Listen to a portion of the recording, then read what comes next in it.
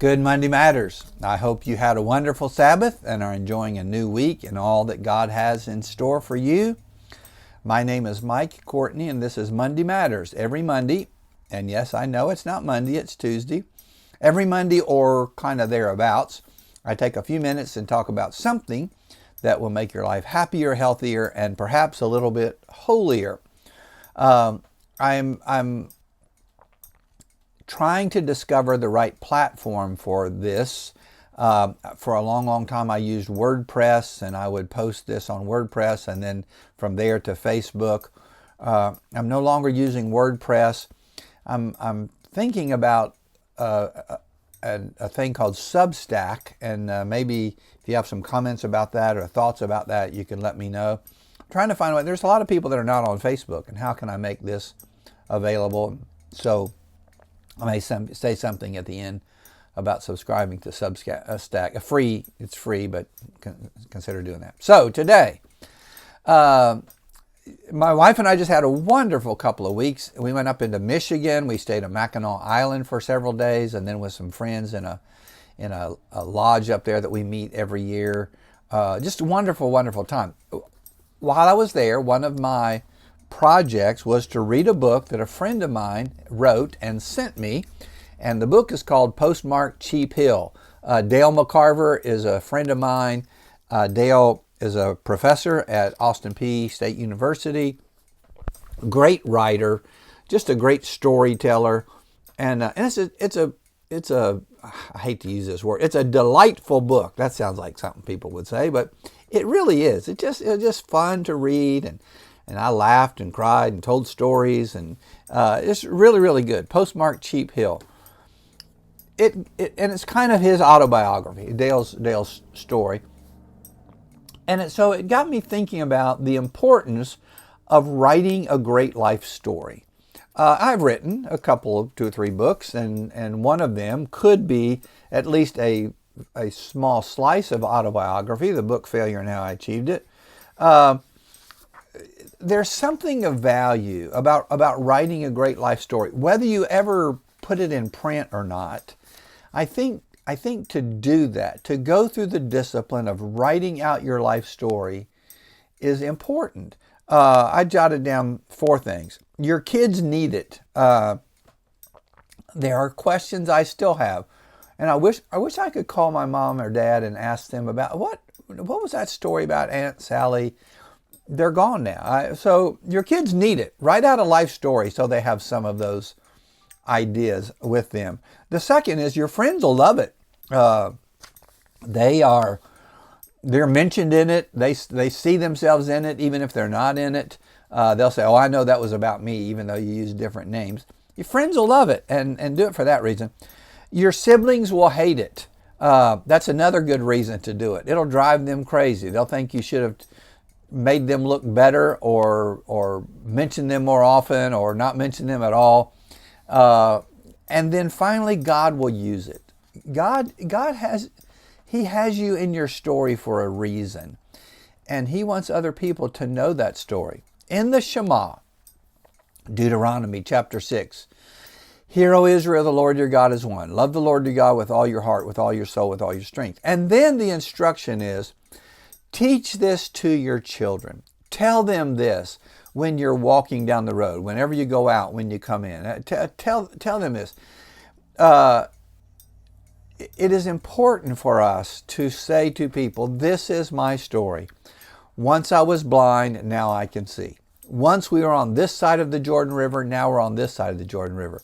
The children of Israel took stones as they went across the Jordan and piled them up. And God said, whenever your children ask, what do these stones mean? Tell them the story. Tell them your story. So write a story.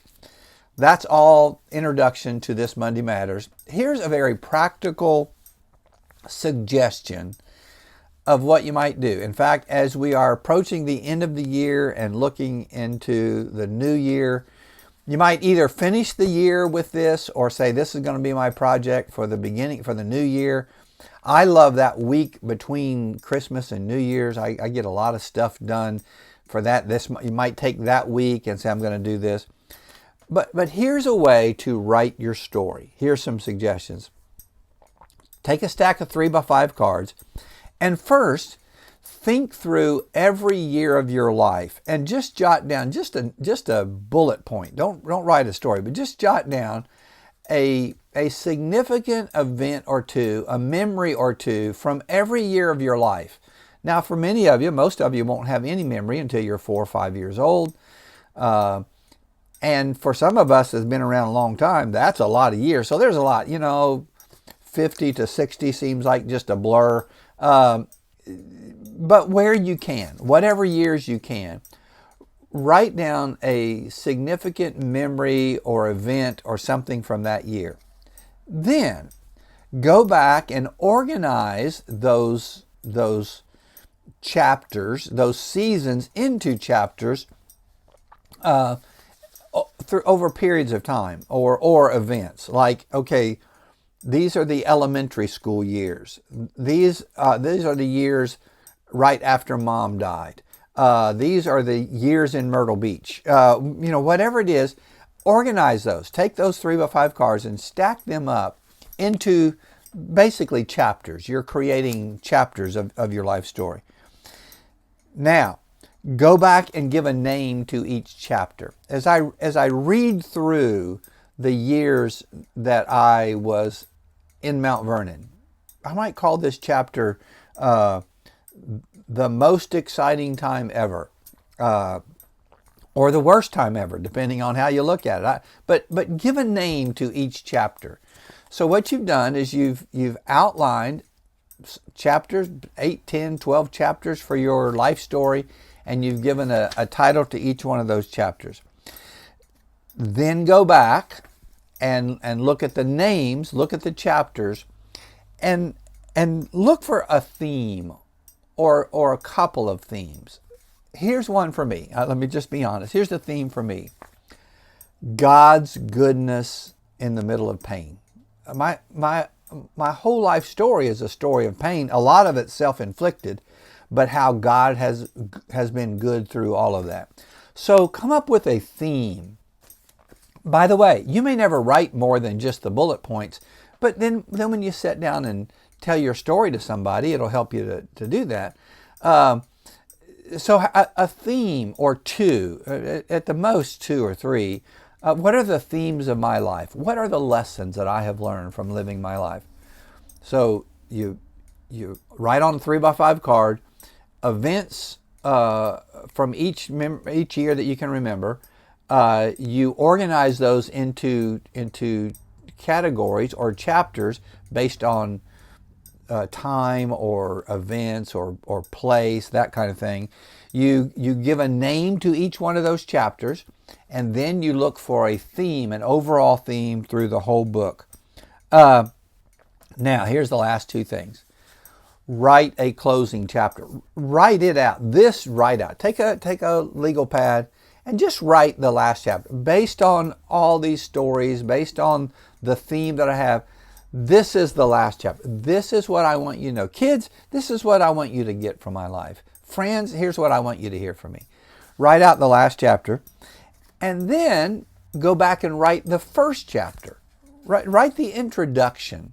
If I knew now what I knew then, if I knew then what I know now, write out the first chapter. Last thing, give it a name. Give your book a name. What would your book be? You know what my book's name would be? Failure and How I Achieved It. It's an exercise. I think it would be fun. And I think over the next year, your family would be blessed. Lots of people would be blessed by hearing your story. So it's just a thought that I had.